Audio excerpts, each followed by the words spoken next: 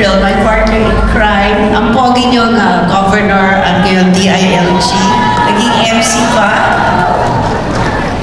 Si Ded, Sec Ded, and Sec Chris, thank you for being here today.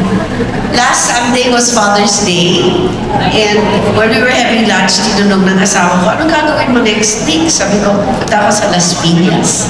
Sabi niya, kumusta na lang ako sa buong Aguilar family kasi napakatalit na kaibigan talaga. Yung buong Aguilar family nandito, walang iwanan, friends forever. My husband was extend his warmest greetings to all of you. Love na love niya yung Las Piñas, alam naman ninyo yan. Happy Father's Day to all of you. Kung may Father's Day, last month naman may Mother's Day, di ba? So for all the mothers here, belated Happy Mother's Day. Speaking of Mother's Day, I want to talk to you about a new project that my husband started. It's called the First 1,000 Days. It's for mothers. Ano po yung first 1,000 days?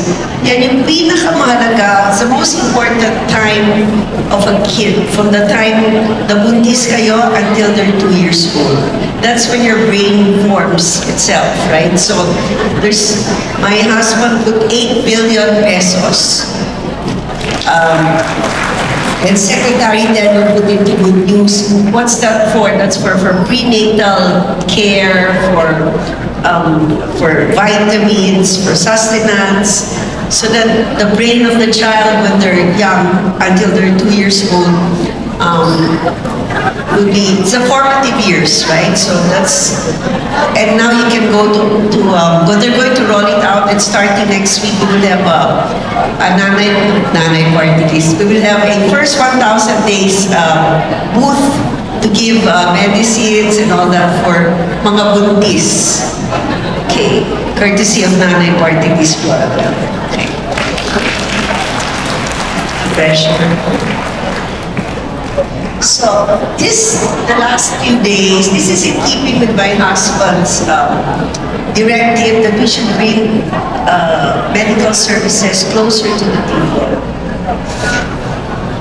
In the last few days, the Love for All team has been to a barangay CAA in BF Village. Has also been to a barangay Talon 4. They gave over 3,000 medical services to several beneficiaries, right?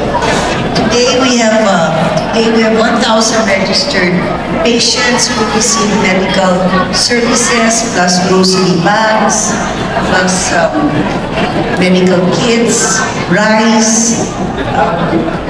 The list is so long. Prescription glasses, free coffee, free food. I'm sure nakita nyo. We also have donations from CHED. It's half a million pesos. And then DBP, DA is here, and they're giving free seed kits, free vegetables to everybody.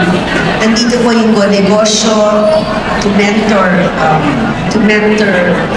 people, and after that they go to DTI, and DTI is going to help them give money so they can start their livelihood. These are small things lang, but everything starts small, right?